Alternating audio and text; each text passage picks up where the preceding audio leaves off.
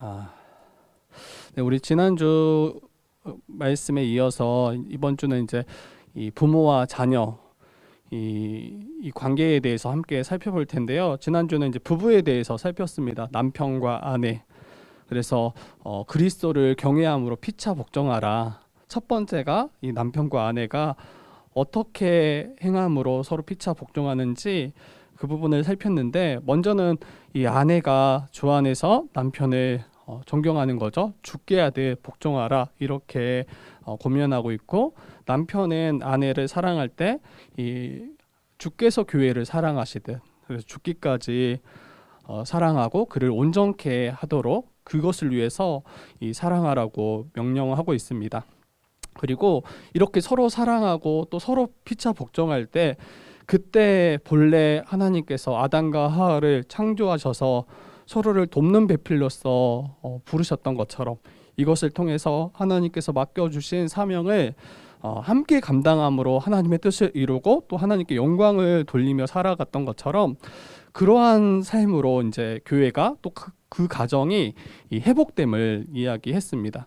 그래서 우리 단순히 서로 좋아서 결혼하는 것도 있겠지만, 그 가정이 이제 주의 뜻을 이루고 또 서로 돕는 배필로서 살아감으로 이 하나님 나라를 맛보고 누리는 것, 이게 성도된 자들의 그 가정의 모습이어야 할 것입니다.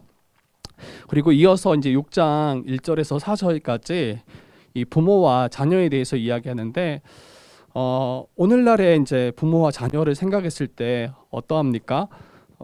물론 좋은 그런 본이 되는 가정의 모습도 많이 있지만, 서로 이 관계가 깨어져서 서로 소통하지 못하고 또 실망하고 낙심하고 서로 이제 아픔을 주고 이러는 경우도 굉장히 많이 있어 보입니다.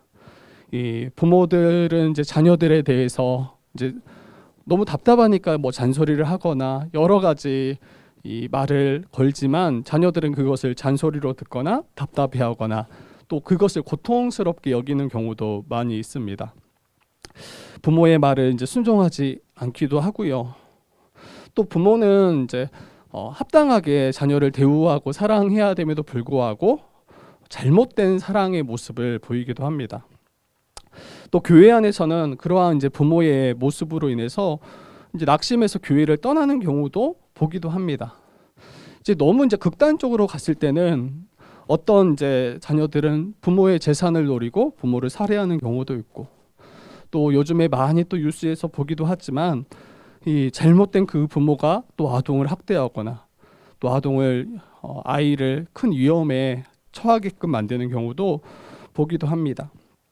근데 이러한 모습들을 보면 자기의 욕심을 이루려는, 그래서 자기가 이제 또 주가 되고 왕이 되려는 그런 모습을 보여주고 있는 것 같습니다. 이 가정 안에서 서로 피차 복종하는 그런 모습이 아니라, 부모도 자기의 주도권을 붙잡고 자녀를 자기의 뜻대로 끌어가려고 하고, 또 자녀들도 그 뜻대로 순종하는 게 매우 부당하다 여기고 그거에 기쁨으로 승복하지 않습니다. 자기 뜻대로 행하는 이것이 옳고 낫다라고 여기는 모습입니다. 그러다 보니까 서로는 계속 부딪힘이 있고 또 서로 가운데 관계는 계속 깨어져 가고, 더 심하면 서로 보지 않거나 관계를 끊어가는 그런 모습도 보게 되는 것입니다. 믿음의 이제 가정을 한번 우리가 봤을 때 우리들도 여기에 자유할 수 없는 것 같습니다. 우리가 이 말씀 앞에 우리 자신을 계속 돌아보지 않고, 우리가 참된 부모로 또 참된 자녀로 힘써 행하지 않고 순종하지 않는다면, 우리도 우리의 가정 가운데 이러한 어려움들을 당할 수밖에 없는 거죠. 그래서 오늘 말씀을 통해서 이 부모 된 성도가 또 자녀 된 또 성도가 어떻게 가정에서 함께 섬기며 또 서로 피차 복종하며 살아갈 것인지, 거기에 대해서 한번 우리가 나눠보도록 하겠습니다. 여러분, 이제 교회는 이 하나님이 맡겨주신 영광스러운 그 사명을 감당하는 공동체라고 했죠. 그게 이제 가정에서부터 시작됩니다. 부부를 통해서 시작되고 더 확장돼서 그의 자녀들도 그 일에 함께 참여하고 더 풍성하게 주님께서 허락하신 그 놀랍고 귀한 그 사명들을 같이 세워가고 같이 이루어가는 것이죠. 일을 잘 감당하기 위해서는 교회는 지속적으로 이 다음 세대인 자녀들을 잘 양육하는 게 필요합니다. 교회가 지속적으로 존재하고 또 지속적으로 이 사명을 감당하기 위해서, 그래서 이 어두운 세상에서 계속 이 빛을 발하기 위해서는 이 자녀들이 이 부모의 참된 신앙을 전수받고 그것을 이어가는 것이 이제 무엇보다도 중요해요. 그래서 신앙의 이 전수, 그래서 신실한 부모와 동일하게 자녀들이 그 신앙을 이어가는 것, 이게 교회에서 굉장히 중요한 일입니다.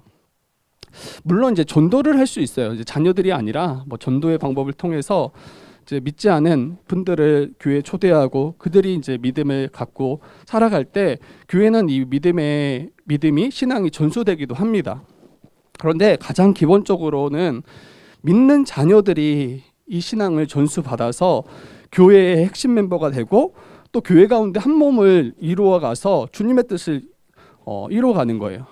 이게 가장 기본적인 것이지, 전도를 통해서 믿지 않는 자들이 교회에 들어와서 이 교회의 신앙을 전수받고 이어가는 이거는 이제 두 번째입니다. 두 번째.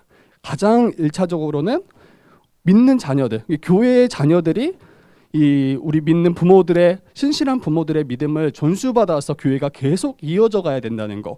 근데 이를 위해서는 교회가 앞에서 이야기했던 것처럼 부모와 자녀의 관계가 굉장히 중요하다는 거예요. 오늘날 이 교회들이 교회 안에 많은 자녀들을 잃어버린 채 지금 존재하고 있는 것 같습니다. 그러니까 교회 밖에 우리 자녀들이 있는 거예요. 또 교회들은 교회 자녀들에게 많은, 물론 관심을 갖고 그들을 케어하고 돌보려고 하지만 교회 안의 자녀보다 교회 밖에 있는 이들에게 더 관심을 갖고 있지 않나, 이런 생각도 들기도 합니다. 여러분, 교회를 보세요. 교회들을 보면 이 성도들의 숫자에 비해 작년 성도들의 숫자에 비해 성도들의 자녀들이 교회 출석하는 그 비율은 굉장히 적습니다. 교회 직분자들도 그들의 가정을 보면 자녀들이 교회에 속하여 있지 않는 경우도 상당합니다. 이게 이제 굉장히 교회의 큰 문제입니다. 물론 이제 저출산으로 자녀들이 줄어드는 것도 있지만, 중요한 것은 성도들의 가정에 자녀들이 있음에도 불구하고 그 자녀들이 교회에 있지 않다라는 거예요. 교회 밖에 있고 교회와 상관없이 살아간다는 거예요. 여러분, 부모가 자녀를 바로 양육하고, 그래서 이 신앙이 전수되어서 교회가 계속해서 이 복음 위에 세워져 가는 것은 너무 중요한 문제임을 다시 한번 이야기 드리고, 이 앞에서 말했던 부모와 자녀와의 관계가 합당하게 또 주 안에서 한 몸으로 세워져 가지 않는다면 이 문제에 있어서 큰 어려움을 당할 수밖에 없습니다. 부모와 자녀가 서로 사랑하지 못하고 또 이해하지 못하고 소통하지 못하고, 혹시 이제 믿음의 가정에서도 이러한 모습들이 계속 일어난다면 자녀들은 아마 부모가 말하는 그 복음마저도 듣지 않을 거예요. 그리고 교회로 살아가는 것이 그렇게 큰 유익이라는 것을 생각하지 못할 거예요.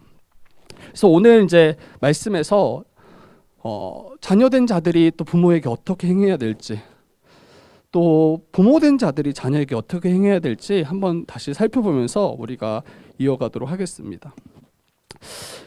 일단 전제는 이 에베소서 5장 21절이에요. 그리스도를 경외함으로 서로 피차 복종하라. 그런데 여기 6장에 넘어왔을 때 자녀들만 부모에게 복종하는 게 아니에요. 부모도 자녀에게 복종해야 됩니다. 그런데 그 복종이라는 표현이 부모도 자녀에게 복종하십시오 이렇게 표현되지 않고, 아비들은 자녀들을 노엽게 하지 말라, 그리고 어떻게 양육해야 될지 거기에서 이렇게 설명하는 거예요. 지난주에 이제 아내도 마찬가지죠. 아내들에게는 남편에게 죽게 하듯 복종하라라고 이야기했지만, 남편들에게는 그 복종의 모습은 뭐예요? 주님께서 교회를 사랑하시듯 그와 같이 사랑하라, 이렇게 해서 그 복종의 모습, 섬김의 모습이 각자의 그런 위치에서 다르게 권면하고 있다라는 것을 또 보셔야 돼요. 그래서 부모된 자들도 자녀들을 섬기고 그들을 서로 피차 복종해야 되는 것이 여기에 전제입니다. 일방적인 복종이 아니에요. 그래서 자녀들뿐만 아니라 부모도 자녀에게 피차 복종해야 되고, 부모가 자녀들을 뭐 상전처럼 대하라 이런 이야기가 아니에요. 주 안에서 한 몸 된 존재로서 서로의 역할을 통해서 섬겨 서로가 하나님 나라를 함께 누리도록, 그 하나님 나라 가운데 거하도록 이렇게 섬기는 것을 서로 피차 복종하라, 이런 것으로 이해하셔야 됩니다. 그래서 부모와 자녀 서로 피차 복종해야 된다. 그러면 자녀들에게는 먼저 어떻게 명령합니까? 자녀들에게 우리 한번 같이 말씀 읽어보도록 하겠습니다. 우리 1절입니다. 1절 같이 읽어보겠습니다. 시작. 자녀들아, 주 안에서 너희 부모에게 순종하라. 이것이 옳으니라. 네, 주 안에서 너희 부모에게 순종하라, 이렇게 명합니다. 자녀된 자들은 부모에게 순종해야 합니다. 이 순종이란 단어는 이 경청하다라는 의미가 강해요. 그래서 아버지의 말, 어머니의 말을 잘 듣고 경청해서 그 말씀을 따라 행하는 것, 이게 바로 순종입니다. 그 당시 때 이 자녀의 지위는 굉장히 낮습니다. 이 아버지의 소유 정도예요. 그렇기에 자녀가 부모에게 불순종한다는 건 상상할 수 없는 일이에요. 만약에 불순종한다면 아버지가 그 자녀를 노예로 팔거나 그 자녀의 목숨을 가져가는 것도 통용되는 시대가 그 당시 시대였습니다. 그래서 자녀들이 부모의 말을 거역하고 불순종한다는 것은 거의 뭐 생명을 내놓고 행동하는 일입니다. 그래서 쉽게 불순종하지 않아요, 그 당시 때는. 그런데 여기에서 권면하는 건 뭐예요? 자녀들에게 주 안에서 너희 부모에게 순종하라. 그 당시 때 정말 자원함으로, 기쁨으로, 감사함으로, 정말 존경함으로 부모에게 순종하는 자녀들이 몇이나 있었을지, 제가 볼 때는 두려움 때문에, 그 당시 사회적 배경 때문에 정말 어쩔 수 없이 또 참고 또 참고 그 고통을 견디면서 이 순종하고 복종했던, 정말 노예처럼 그렇게 복종했던 이들이 아마 자녀였을 것 같아요. 기쁨이 없어요. 자기의 생명을 보존하고자 어쩔 수 없이 그 권위를 따랐을 것입니다. 근데 요즘에는 어때요? 요즘에는 이제 부모의 권위가 이제 거의 없다시피 합니다. 자녀들이 부모의 말에 순종하는 것이 더 찾아보기 힘들죠. 불순종하는 것이 더 쉬워 보입니다. 그래서 이 부모에게 순종한다는 말은 이제 그 당시와 오늘에게 조금 다르게 우리가 느껴지긴 하겠지만, 가장 중요한 거는 주 안에서 너희 부모에게 순종하라, 이것입니다.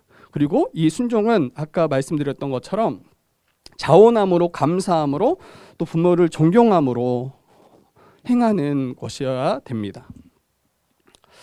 여러분, 10계명 중에서 인간에게 첫 번째로 주어진 계명이 바로 이 5계명이죠. 5번째 계명이 이제 이 인간에게 주어진 첫 번째 계명인데, 인간을 향한 그 첫 번째 계명이 내 부모를 공경하라예요. 내 부모를 공경하라. 그래서 이 부모를 공경함으로 이제 이 부모에게 공경하고 또 부모에게 순종함으로 내가 부모를 존경하고 또 부모를 높인다라는 것을, 그에게 복종한다는 것을 드러나는 거죠. 반대로 이제 부모에게 순종하지 않으면 그 마음에 이제 부모를 멸시함이고 또 업신여기는 것이 이제 겉으로 드러나는 것으로 볼 수 있습니다.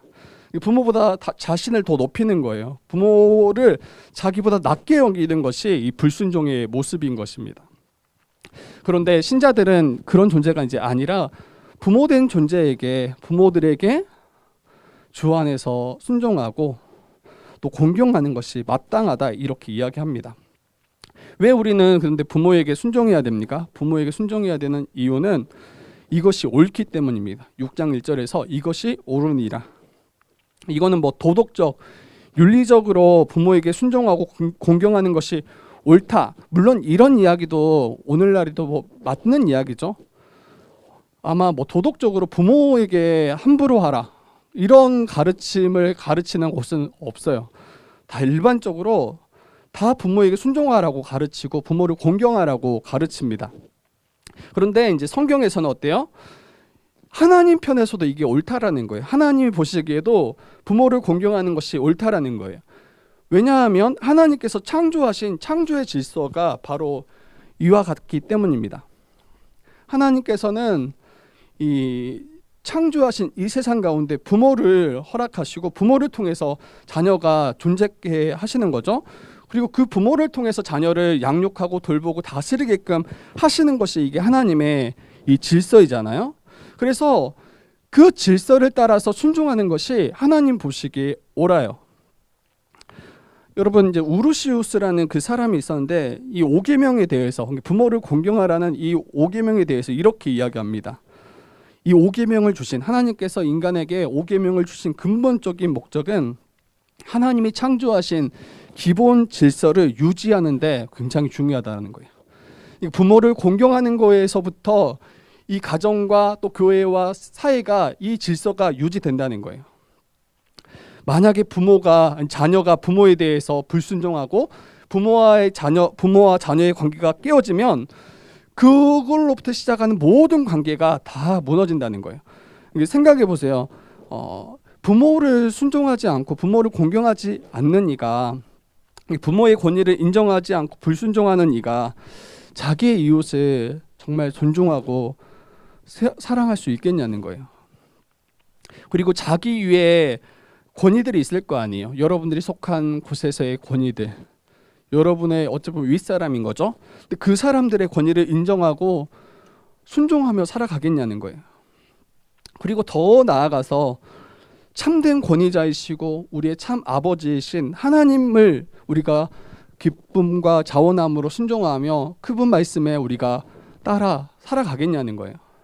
그러니까 부모를 공경하는 것이 무너져 버린다라면, 부모의 말씀에 우리가 경청하고 순종하지 않는다라면 결국 우리가 속하는 모든 그 질서와 관계는 다 깨어질 뿐만 아니라 결국에는 하나님을 향해서도 불순종하고 하나님을 대적하는 것으로 나아갈 수밖에 없습니다. 그래서 성경 곳곳에서는 부모를 거역하는 것이 얼마나 큰 죄인지 이야기해요. 대표적으로는 이제 디모데후서 3장에서 이렇게 이야기합니다. 부모를 거역하는 것, 이것이 바로 말세의 징조다라고까지 이야기해요. 말세, 세상이 마지막에 이 하나님의 이제 심판이 임할 거 아니에요. 그때 이 징조가 뭐냐면 부모를 거역하는 것. 여러 이제 징조들이 있지만 이 부모를 거역하는 것에 대해서도 이야기를 합니다. 결국 부모를 거역하는 그것은 사회의 기본 질서를 다 무너뜨리고 가정과 교회를 무너뜨리는 일임을 우리가 아셔야 돼요. 부모에게 불순종하는데 교회의 목회자에게 잘 순종할 수 있을까라고 한번 생각해 보세요. 근데 그 목회자가 이제 하나님의 그 말씀의 권위를 가지고 또 가르치고 또 그들을 지도할 텐데 목회자에게 또 그 권위를 인정하지 않고 따르지 않는다면 결과적으로는 또 하나님 앞에 우리가 불순종하는 것으로 나아갈 수밖에 없겠죠. 우리 2절 3절 한번 읽어볼까요? 2절 3절 같이 이어서 읽어보도록 하겠습니다. 시작. 내 아버지와 어머니를 공경하라. 이것은 약속이 있는 첫 계명이니 이로써 내가 잘되고 땅에서 장수하리라. 이 공경하라고 이야기 권면하면서 이것이 약속이 있는 첫 계명이라고 이야기해요. 그러니까 이 계명을 허락하실 때, 이 계명을 말씀하실 때, 이 계명을 지킬 때 내가 이런 약속을 주겠다라고 이야기했는데 그게 3절이에요. 내가 잘되고 땅에서 장수할 것이다. 다른 계명에는 이렇게 직접적으로 이야기하지 않습니다. 그냥 우상을 섬기지 말라, 도둑질하지 말라, 이 정도로 딱 그쳐요. 물론 이제 그걸 해석하고 더 들어가면 거기 안에서 또 메시지를 우리가 얻겠지만 여기에는 분명하게 이야기하죠. 아버지와 어머니를 공경하라. 이것이 약속이 있는 첫 계명인데 이러할 때 너가 잘 될 것이다. 너가 땅에서 장수할 것이다. 이렇게 복을 바로 약속해 주세요. 복을 바로 약속해 주세요. 반대로 부모를 거역하고 부모에게 불순종하는 자들은 어떻게 된다는 이야기예요? 이 땅에서도 잘 안 될 거라는 이야기예요. 이 땅에서 그들의 생명이 더 짧아질 거라고 이야기하는 거예요. 이제 그만큼 중요하게 이 계명을 말씀하고 있다라는 거예요. 이 강조하는 거예요. 이게 얼마나 우리 인생을 그 질서를 유지하는데 굉장히 중요한 지점인지를 강조하는 표현입니다. 여러분, 우리가 부모를 순종할 때 이 땅에서 잘 돼요. 그리고 또 부모에게 순종할 때 장수할 것이다라고 이야기하는데 여기 이제 좀 살펴보고 싶은 건 있어요. 우리가 정말 부모를 공경하고 효도할 때 그러한 자들 중에서도 때로는 이 땅에서 일이 잘 안 풀리는 경우도 있어요. 그리고 장수가 아니라 뭐 병이나 사고로 인해서 일찍 이 생명을 잃어버리는 분들도 간혹 있습니다. 그럼 여기서 말하는 이 땅에서 잘 되는 것, 또 장수하는 것이 무엇인지 한번 생각해 봐야 돼요. 저는 1차적으로는 이게 맞다라고 생각해요. 정말 부모의 말을 잘 공경하고 또 순종하고 잘 따를 때 이 땅에서 잘 되는 게 좀 당연하지 않나라는 생각이 들어요. 왜냐하면 부모님이 그 자녀들에게 헛되고 잘못되고 위험하고 안 좋은 것을 명하시지 않잖아요. 기본적으로 자녀가 잘 되는 것, 자녀를 정말 위하는 것, 자녀에게 꼭 필요한 것, 이런 것들을 지도하고 가르치고 명하기 때문에 부모의 말을 잘 듣고 순종할 때 당연히 복을 받을 수밖에 없겠구나라는 생각이 좀 있어요. 뭐 장수도 마찬가지예요. 뭐 위험한 것들을 명하시겠어요? 뭐 남의 것을 뭐 위험하게 가서 해치고 또 다른 일을 해치고 그와 싸우라고 이렇게 명하시지 않겠잖아요. 그래서 일반적으로는 부모의 말을 공경할 때 우리가 이 땅에서 복 받는 거는 너무 당연하다. 그냥 세상의 원리와도 부합하다. 이런 생각을 하게 됩니다. 그런데 아까 말했던 것처럼 그렇게 순종하고 또 공경했음에도 불구하고 혹여나 이 땅에서 잘 풀리지 않거나 또 일찍 우리의 생명을 잃어버리는 경우도 있잖아요. 근데 저는 하나님이 이 한 가지 원리만을 가지고 세상을 다스리시진 않는다고 생각해요. 그게 무슨 말이냐면 어때요? 복음을 위해서 우리 사도들이나 수많은 믿음의 선배들은 그의 생명을 일찍 순교하고 또 잃어버리는 경우가 많아요. 그리고 그 복음 때문에 고난당하고 핍박받는 경우도 많아요. 그래서 뭐 한 가지 원리만을 가지고 그것을 이야기할 수 없겠죠. 한 가지 원리만을 가지고. 그리고 성경에서 말하는 참된 형통은 아까 그 사도들과 그 믿음의 선배들의 그 순교나 또 핍박, 고난, 여러분 그러면 이게 복이 아니고 그들은 뭔가 하나님으로부터 벌 받았냐? 그게 아니라는 거죠. 성경에서 말하는 잘 되는 것, 형통하는 것, 이것은 그 근본적인 것은 하나님이 그들과 함께 하신다는 거예요. 하나님이 그들과 함께 하신다. 하나님께서 친히 우리와 함께 하셔서 우리의 아버지 되어 주시는 것. 그래서 이제 창세기에 보면 요셉이 등장하잖아요.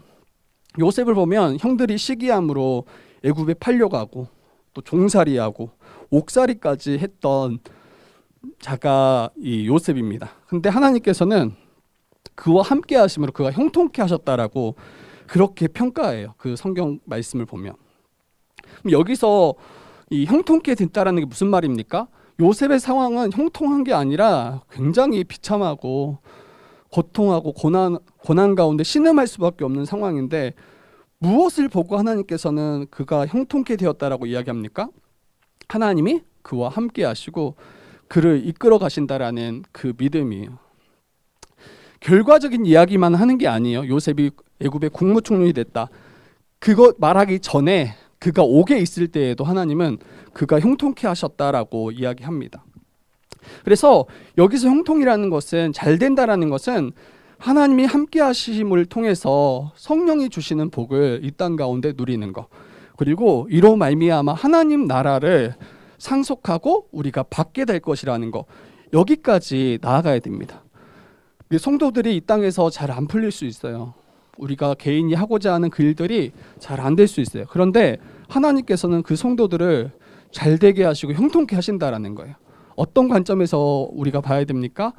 이 하나님 나라 또 하나님의 관점에서 나와 함께 하시는 그 하나님으로 말미암아 또 교회를 통해서 복을 누리고 또 마지막 날 주님 다시 오실 때 그때 하나님 나라를 온전히 상속받을 거에 대한 이야기까지 우리가 나아가야 됩니다. 또 장수도 마찬가지, 오래 사는 것. 이게 단순히 오래 사는 것을 복이라고 말하지 않습니다. 요즘에 뭐 100세 시대라고 하잖아요. 그런데 그의 삶이 오래 산다고 해서 그걸 복되다고 이야기합니까? 그렇지 않아요. 만약에 질병이나 또 가정의 여러 가지 어려움으로 인해 신음하고 있는데 계속해서 우리의 생명이 끊기지 않고 계속 오래 산다라면 때로는 그 삶이 더 조주처럼 느껴지기도 할 것입니다. 여기서 말하는 장수는 이것도 더 확장시켜야 될 것 같아요. 이 부모의 말씀을 경청하고 순종하는 이들은 궁극적으로 참 아버지이신 하나님의 말씀에 경청하는 자들일 거예요. 그리고 하나님 말씀에 순종하는 자들일 거예요. 이 부모의 말을 잘 들을 때도 이 땅에서 복을 받겠지만 참 아버지이신 하나님의 말씀에 순종하고 그 뜻 가운데 경청하는 자들이라면 어떻겠냐는 거예요. 이 땅에서의 삶뿐만 아니라 우리의 영원한 삶이 가장 복된 삶으로 우리가 살아가게 될 것입니다. 가장 복되고 아름다운 영원한 생명을 우리가 선물로 받게 될 것입니다. 그래서 부모를 공경하는 것이 여러분 우리 영원한 삶과 연결되어 있다는 걸 좀 생각하셨으면 좋겠어요. 이 땅에서 부모의 말씀에 순종하고 또 그를 공경하는 것이 결과적으로는 참 아버지이신 하나님과의 관계와도 연결되어 있다는 것. 그 결과로 우리에게 영원한 삶, 또 가장 복된 삶을 우리가 선물로 받을 것이라는 것을 우리가 기억하셨으면 좋겠습니다. 네, 그리고 왜 우리는 또 부모에게 우리가 순종해야 되느냐, 공경해야 되느냐 할 때는 거의 연장선인데 하나님께서는 부모들에게 이 하나님의 권위를 위임하셨기 때문이에요. 자녀들에 대한 이 하나님의 권위를 부모들에게 위임하셨다. 그래서 하나님께서는 부모들을 하나님의 대리자로 세우셔서 자녀들을 다스리고 자녀들을 양육하도록 하셨습니다. 부모를 통해서 우리가 생명을 받잖아요. 부모를 통해서 우리가 생명을 받고 이 땅 가운데 존재하게 되는 거잖아요. 그리고 존재케 하고 나서 무책임하지 않아요. 부모들은 남편과 아내 또 부부는 그 아이를 위해서 굉장히 수고합니다. 그 아이를 먹이고 입히고. 막 태어난 아이를 만약에 방치한다고 생각해 보세요. 아이는 꼼짝없이 죽을 수밖에 없을 거예요. 아무런 능력이 없잖아요. 혼자 살아갈 능력이 아무것도 없잖아요. 아이 하나를 키우는데 얼마나 많은 관심과 힘이 들어가는지 몰라요. 또 얼마나 많이 먹습니까? 그리고 그 아이가 자라갈 때 세상으로부터 무시당하지 않도록, 또 무식하다는 소리 듣지 않도록 얼마나 많이 또 가르치고 학원 보내고 학교 보냅니까? 이 한 아이를 키우는데 정말 많은 돈이 들어가잖아요. 뭐 한국에서는 한 아이를 키우는데 대략 한 2억 원 정도가 들어간다고 하더라고요. 누가 이거 계산하면서 아이를 키우겠어요? 그냥 키우는 거죠. 그냥 아이를 돌보고 아이를 먹이고 아이를 위해서 부모된 자들이 희생하고 아이를 길러내는 거죠. 이처럼 하나님께서는 이 부모를 이 하나님의 대리자로 세우셔서 그들을 돌보고 그들을 양육해 하시고 그들을 가르치게 하시기 때문에 이 자녀된 자들은 부모에게 공경하는 것이 마땅해요. 마땅해요. 부모의 헌신적인 희생이 없었더라면 아마 자녀들은 이 세상에서 이 사회 가운데 적응하며 살아가는 존재도 안 될 거예요. 여러분 살아가다 보면 우리가 많이 다치기도 하잖아요. 근데 이 다칠 때마다 부모들이 병원에 데려가고 혹시나 잘못될까 봐 그 다친 부분들을 에워싸매어주고 고쳐주고 이러는 경우가 많잖아요. 만약에 부모들이 제 역할을 감당하지 않았더라면 어떨까요? 아마 저희 가운데서도 멀쩡한 사람이 많이 없을 거예요. 만약에 부모들이 그런 역할들을 잘 감당하지 않는다면 한쪽 뭐 팔이나 한쪽 다리나 뭐 눈이나 어느 한 부분이 분명히 큰 장애를 가질 위험이 있었겠죠. 여러분 이처럼 부모들은 하나님을 대리해서 자녀를 양육할 책임을 맡아서 이러한 사랑의 수고를 헌신적으로 감당하는 자들입니다. 그렇기에 자녀들은 부모를 공경해야 함이 마땅해요. 그리고 다시 그 대리자인 하나님의 대리자인 부모를 공경하지 않는 것은 결국 하나님을 공경하지 않는 것으로 이어질 수밖에 없다라는 거. 그런데 우리 생각해 보세요. 어떤 가정의 부모들은 정말 많이 부족할 거예요. 부모로서의 역할을 잘 감당하지 않는 분들도 있을 거예요. 저도 하나의 이제 부모고 아버지이지만 저 자신을 보면 정말 너무 부족하다라는, 아버지로서도 많이 부족하다라는 걸 느낍니다. 아이의 마음을 온전히 헤아릴 능력이 없어요, 제게는. 아이가 뭔가를 내게 요청하고 요구하지만 그것들을 다 이루어줄 수 있는 능력도 제게 없어요. 저의 연약한 이제 모습으로 인해서, 저의 인격적인 연약함이나 여러 가지 연약한 모습으로 인해서 때로는 자녀가 실족하고 크게 상심할 수도 있을 거예요. 여러분, 그런데 부모를 공경하고 순종하는 이유는 이 부모가 괜찮기 때문이 아니에요. 부모가 훌륭하기 때문이 아니에요. 부모가 존경받을 만한, 또 공경할 만한 그런 모습이 있기 때문이 아니에요. 물론 그런 부모라면 더 우리가 기쁨으로 공경하겠지만 왜 우리는 부모를 공경해야 됩니까? 그 근거는 그 부모가 어떠하기 때문이 아니라 하나님께서 부모를 통해서 우리를 다스리시고 그 부모를 공경하라 우리에게 명하셨기 때문이에요. 그리스도를 경외함으로 복종하라고 말씀하셨을 때 그 명령을 우리가 근거해서 부모에게 순종하는 것이 합당합니다. 여러분도 나중에 이제 또 부모가 될 거고 자녀들을 키우시면 더 이게 공감이 될 것 같아요. 얼마나 우리가 부족한 존재입니까? 우리가 한 10년 후면 자녀를 키우고 한 어느 정도 자녀들이 커지면 우리가 굉장히 성숙한 부모가 되겠지. 물론 자라가셔야 되겠지만 아마 계속 부족할 거예요. 나의 연약함 때문에 자녀된 자들이 또 고통당하기도 할 것입니다. 그렇지만 거기에 그런 근거를 가지고 부모에게 근거를 가지고 그들을 존경하는 것이 아니라, 공경하는 것이 아니라 하나님께로부터 이 공경할 근거를 찾고 거기에 우리가 순종해야 된다는 것을 잊지 않았으면 좋겠어요. 혹시 이제 부모님을 무시하는 그런 모습들, 업신여기는 모습들, 또 무례하게 행했던 그런 모습들이 혹 있었더라면 우리가 여기에서 회개해야 되는 게 맞습니다. 그리고 부모를 존중해 주셔야 돼요.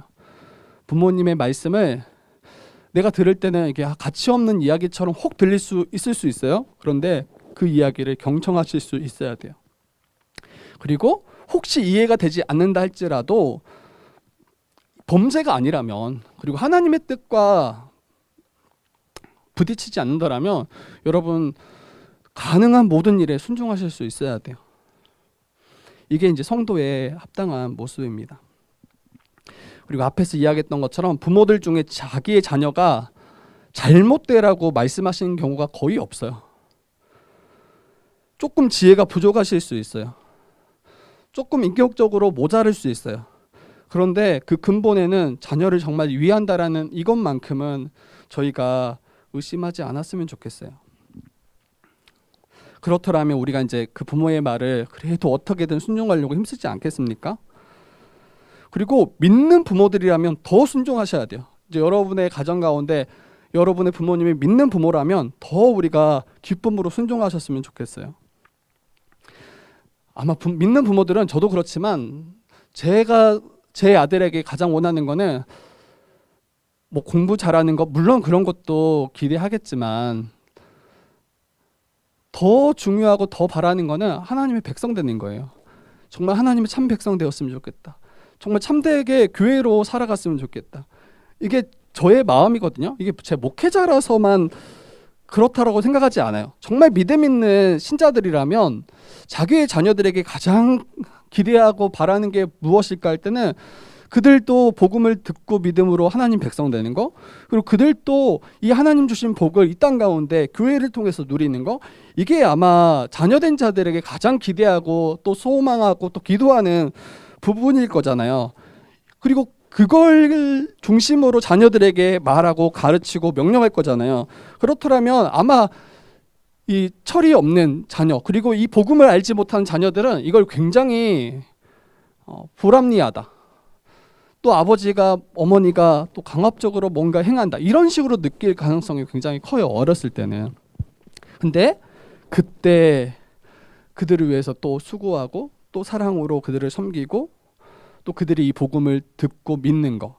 만약에 그런 부모라면 여러분 우리는 너무 기쁘게 지금은 순종하겠지만 우리 어렸을 때는 그렇지 않다라는 거예요. 그렇지 않다라는 그것도 이해하지 못한 이런 모습이 우리 안에 있잖아요. 그래서 혹 지금도 잘 이해가 안 되는 부분 있다 할지라도 혹 믿는 부모라면 또 우리를 위해서 뭔가 말씀하시고 우리를 위해서 명령하시는 게 있더라면 잘 순종했으면 좋겠습니다. 순종했으면 좋겠습니다. 예, 여러분 이제 4절 넘어가 봅시다. 4절 우리 한번 이야기 읽어보도록 하겠습니다. 말씀. 네, 같이 읽어보겠습니다. 시작. 또 아비들아 너희 자녀를 노엽게 하지 말고 오직 주의 교훈과 훈계로 양육하라. 네, 여기 이제 부모가 자녀에게 어떻게 행해야 되는지 말씀하고 있죠. 아비들아, 이제 아비들아 이야기하지만 아버지들만 이야기하는 건 아닐 거예요. 어머니를 다 포함한 그런 이 단어요 또 의미라고 생각하시면 좋을 것 같아요. 아비들아, 부모들아 너희 자녀를 노엽게 하지 말고 오직 주의 교훈과 훈계로 양육하라. 여러분 부모된 자들은 그러면 자녀를 어떻게 섬기며 돌봐야 되겠습니까? 부모된 자들은 자녀를 노엽게 하는 일에 굉장히 조심하셔야 돼요. 자녀를 노엽게 하지 말아야 해요. 앞에서 말씀드렸지만 이 부모가 자녀를 잘 양육하는 건 대단히 중요합니다. 교회가 계속해서 유지되고 또 이 주의 사명을 감당하기 위해서는 이 자녀들이 이 신앙을 잘 전수받고 이걸 이어가야 돼요. 아니면 우리 때 다 끝난단 말이에요. 그게 이제 굉장히 안타까운 일이잖아요. 그래서 자녀들이 이 신앙을 잘 전수받고 이 사명을 온전히 감당하는 일에 함께 참여하기 위해서는 여러분 부모가 자녀를 잘 양육해야 된다. 그런데 만약에 우리가 가르치고 또 섬기는 모습이 결과적으로는 자녀를 계속 노엽게 하는, 자녀들에게 분을 내도록 만드는 그런 모습으로 자녀에게 가르치고 양육한다라면 여러분 자녀들은 복음을 듣지 않을 거예요. 그리고 교회에 속하려 하지 않을 거예요. 그리고 교회를 떠나가게 될 것입니다. 그 당시 배경만 또 다시 잠깐 이야기하면 어때요? 그 당시에는 자녀를 화나고 화 안 나고 하는 거에 큰 관심이 없어요. 아버지들이, 어머니들이, 부모들이 자녀가 화났는지 안 났는지 그거 살피지 않아도 돼요. 왜 그렇습니까? 부모에게 절대적인 권한이 다 있어요. 그래서 자녀들은 재산의 하나로 여기고 팔기도 하고 죽일 수 있는 권한까지 이 부모된 자들, 특히 아버지에게 있었습니다. 그래서 아버지들은 어떻게 자녀들을 대합니까? 굉장히 강압적으로 대해요. 자기의 뜻을 순종하지 않으면 아마 매로도 쉽게 쳤을 것이고 또 그것을 끝까지 듣지 않을 때는 굉장히 엄하게 자녀들을 다뤘을 것입니다. 그러니까 자녀들은 그런 삶 가운데 겉으로는 표시하지 않을 수 있어요. 겉으로는 부모에게 분을 드러내지 않을 수 있는데 계속 속으로는 그 분을 내고 또 그 분을 가지고 부모들을 바라보고 대했을 것입니다. 근데 그 당시 때 바울은 부모된 자들에게, 믿는 부모된 자들에게 자녀들을 노엽게 하지 마십시오. 이렇게 권면한다는 거예요. 굉장히 이제 그 당시 부모들에게는 굉장히 충격적인 이야기일 거예요. 그게 그들의 관심사가 아니었을 텐데. 그런데 바울은 부모된 자들에게 자녀를 노엽게 하지 말라고 권면합니다. 아마 오늘날의 우리 부모들은 대부분 이렇게 생각하지 않을까 싶어요. 내가 자녀를 위해서 정말 잘 수고하고 또 대해줬다라는 생각도 있을 수 있을 것 같아요. 막 이런 말 쉽게 듣잖아요. 내가 너를 위해서 어떻게까지 했는지 너가 아니. 내가 너를 위해서 이토록 애쓰고 힘썼는지 아니.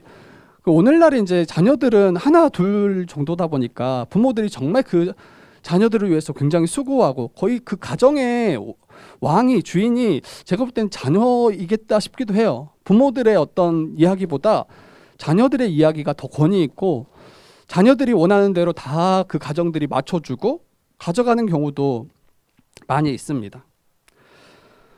그런데 그렇게 자녀들을 위했다라고 행하는 그 일이라 할지라도 때로는 자녀들을 분통 터뜨리게 하는 일들도 많이 있는 것 같아요. 부모들이 정말 자녀를 위해서 내가 수고하고 헌신했다라고 이야기한다 할지라도 여러 그런 모습을 통해서 자녀들이 노엽게 되고 분통 터뜨리는 경우가 많이 있는 것 같습니다. 왜 그렇습니까? 부모도 미숙한 존재이기 때문이에요. 앞에서 말했던 것처럼 자녀에 대해서 하나님이 주신 그 권위를 잘못 사용하거나 남용할 위험이 우리가 있습니다. 부모들은 자녀를 양육하면서 많은 실수를 하죠. 때로는 이제 형제들이 있더라면 편애를 하거나 한쪽만 편애를 하거나 또 그 필요에 맞는 돌봄을 제대로 우리가 행했어야 되는데 그것을 이제 방임하는 경우도 있고 어떤 때는 지나치게 이제 보호해서 자녀가 스스로 자립할 수 있는 그 힘을 잃어버리게 하는 그런 부모들도 있습니다. 또 어떤 때는 부모가 자녀들이 이제 잘 따르지 않을 때, 순종하지 않을 때 이제 부모들이 화가 나잖아요. 근데 그 화들을 지나치게 표출하는 분들이 있어요. 그리고 지나치게 가혹하게 자녀들에게 벌하는 경우도 있습니다. 그때 자녀들은 어떠합니까? 크게 상처가 되죠. 그리고 그 안에 분을 품고 또 분통을 터뜨리는 경우가 많이 있을 것입니다. 그래서 믿는 부모들은 자녀를 잘 양육하고 훈육하는 게 필요해요. 자녀들이 훈육하지 말라는 게 아니에요. 훈계하지 말라는 게 아니에요. 자녀들이 노엽지 않도록, 자녀들이 분통 터뜨리지 않도록, 절망하고 낙심하지 않도록 자녀를 잘 양육하고 훈육하는 것이 필요합니다. 그러니까 아무리 신앙의 중요성, 예배의 중요성을 혹 가르친다 할지라도 부모들이 합당하게 그것을 잘 가르치지 않고 또 합당하게 훈육하고 양육하지 않는다면 자녀들은 거기에서 절망할 거예요. 낙심할 거예요. 분노할 거예요. 그 대표적인 부분이 그런 거잖아요. 부모의 말과 부모의 행동이 다를 때 부모님은 정말 이 예배가 얼마나 중요한지 여기에 대해서 가르치지만 부모들이 그 예배에 대해서 중요하게 참여하지 않고 또 예배 가운데 불성실하게 임할 때 근데 그 자녀들이 다 본다는 거예요. 그리고 너는 하나님을 참되게 사랑했으면 좋겠다. 예배를 잘 드렸으면 좋겠다. 이게 도리어 더 낙심하게 하고 절망케 하고 분통 터뜨릴 만한 일일 수 있는 거죠. 아무리 이제 요즘 세상이 교회를 향해서 또 믿는 신자들을 향해서 부정하고 또 조롱하고 그런 모습들이 많이 있잖아요. 그런데 또 자녀들이 거기에 쉽게 빠질 수 있잖아요. 그들의 생각에 동조하거나 우리가 믿는 그 믿음에 대해서 불신할 수 있잖아요. 그런데 부모된 자들이 삶을 통해서 그리스도를 잘 드러내고 또 그리스도를 닮은 모습을 부모들이 가지고 있더라면 자녀들은 세상의 말에 크게 귀 기울이지 않을 것 같아요. 나와 함께하는 부모가 참된 신앙을 가지고 살아간다면 세상이 말하는 게 거짓이고 그들이 잘못 알고 있구나 이렇게 생각하지 이 부모들이 잘못된 신앙을 가지고 있구나. 부모들이 거짓이구나. 그들이 믿는 바가 거짓이구나. 이렇게 생각하지 않을 거예요. 그런데 많은 자녀들이 어때요? 교회 안에 있음에도 불구하고 도리어 세상의 말에 더 귀 기울이고 세상을 더 따르고 그걸 신뢰하는 경우들이 많이 있습니다. 이게 다 어디에서부터 시작됩니까? 저는 가정에서 시작된다고 생각해요. 가정이 부모가 그 합당한 양육과 가르침을 자녀에게 베풀지 않을 때 자녀는 여지없이 그것에 혼란을 느끼고 이 믿는 바에 대해서 하나님에 대해서 예수 그리스도에 대해서 잘못된 이 가르침과 또 잘못된 방향으로 나아가게 만들 거예요. 그리고 이제 우리가 양육할 때 훈육할 때 부모들이 화가 났을 때 그때가 조심해야 될 것 같아요. 이제 자존심이 굉장히 상하잖아요. 부모들도. 그리고 화가 나잖아요. 근데 이 기분이 나쁠 때 자녀를 징계하면 어떻게 돼요?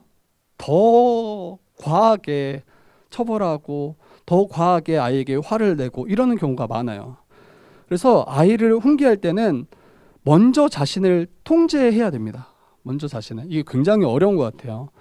먼저 자신을 통제하고 나의 감정을 통제해서 자녀에게 왜 그게 아닌지 분명하게 온전히 잘 가르쳐 줘야 될 필요가 있는 것 같아요. 근데 그러지 않고 또 감정이 앞서서 자녀를 훈육하면 아무리 바른 가르침이라 할지라도 이 자녀들은 이제 거기에 대해서 상처받고 또 분내고 또 관계를 깨어지는 경우들을 만들어낼 거예요.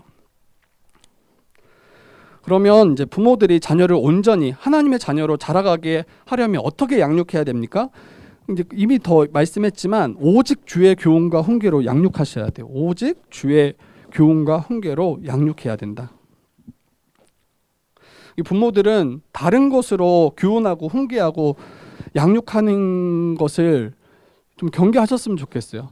정말 자녀들을 온전케 하고 바로 세우기 위해서는 자녀들이 거듭나서 하나님의 백성 되고 돕는 배필로서 함께 주님께서 맡겨주는 이 사명을 감당하게끔 우리가 그 자녀를 도우려면 여러분 주의 교훈과 훈계로 자녀들을 양육하셔야 돼요. 그러할 때 주님 주시는 이 풍성한 복을 가정 가운데 우리 자녀들도 함께 누리고 그 복을 우리가 함께 맛보게 될 거예요. 디모데후서 3장 15, 16절에 이거 너무 유명한 말씀인데 이렇게 말씀하시잖아요. 어려서부터 성경을 알았나니 성경은 능히 너로 하여금 그리스도 예수 안에 있는 믿음으로 말미암아 구원에 이르는 지혜가 있게 한다. 그래서 우리 자녀들이 무엇을 통해서 생명을 얻고 구원을 얻겠습니까? 하나님의 말씀이에요. 하나님의 말씀.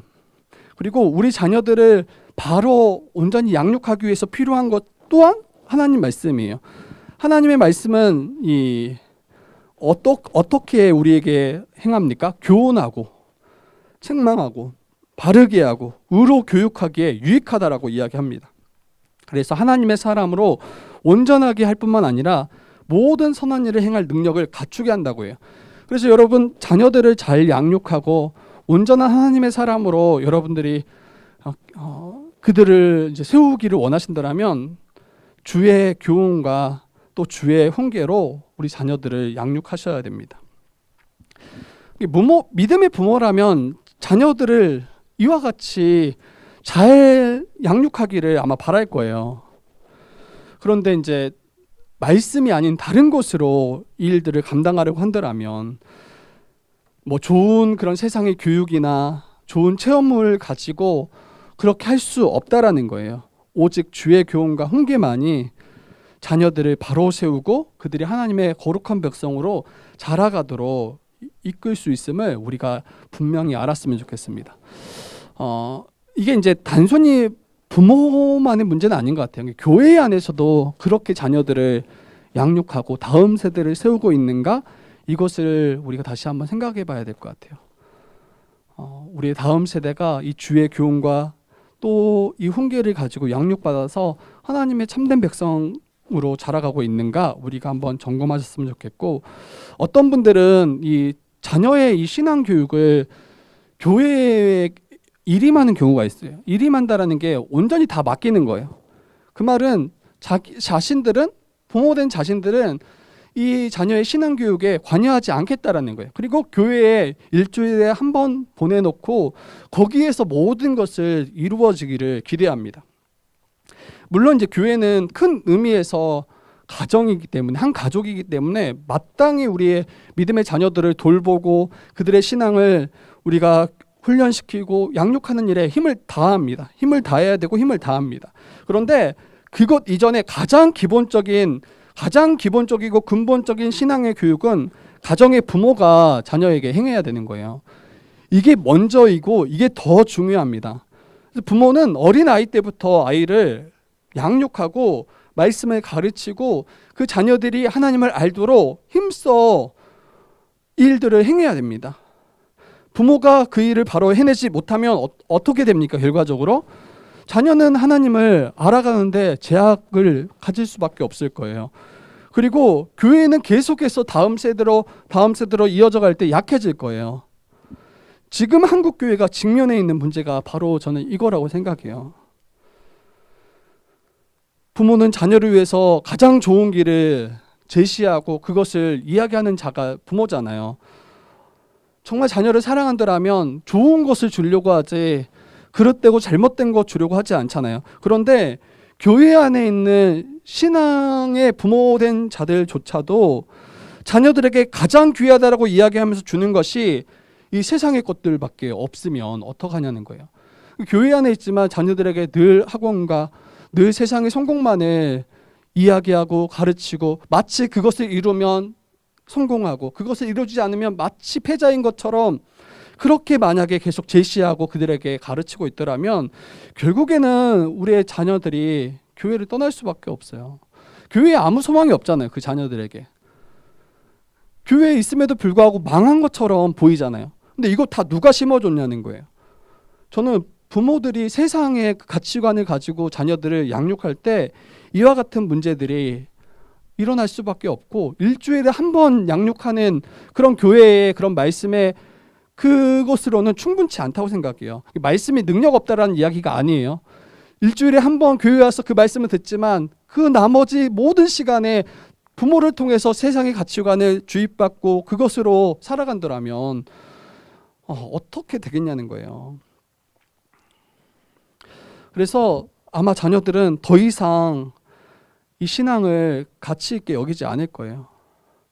그리고 이 악한 세대에 속해서 소망 없는 자로 세상만 쫓아서 살아가게 될 거예요. 결국 이제 망하는 인생을 우리가 살아가게 되겠죠.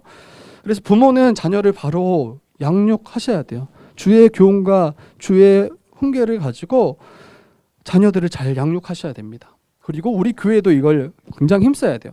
교회는 이제 자녀들만을 양육하지 않아요. 저는 교회가 부모된 자들을 잘 훈련시키고 양육할 수 있도록 돕는 게 굉장히 필요하다고 생각해요. 근데 막연하게 여러분들이 하십시오 이렇게 이야기해서는 안 될 것 같아요.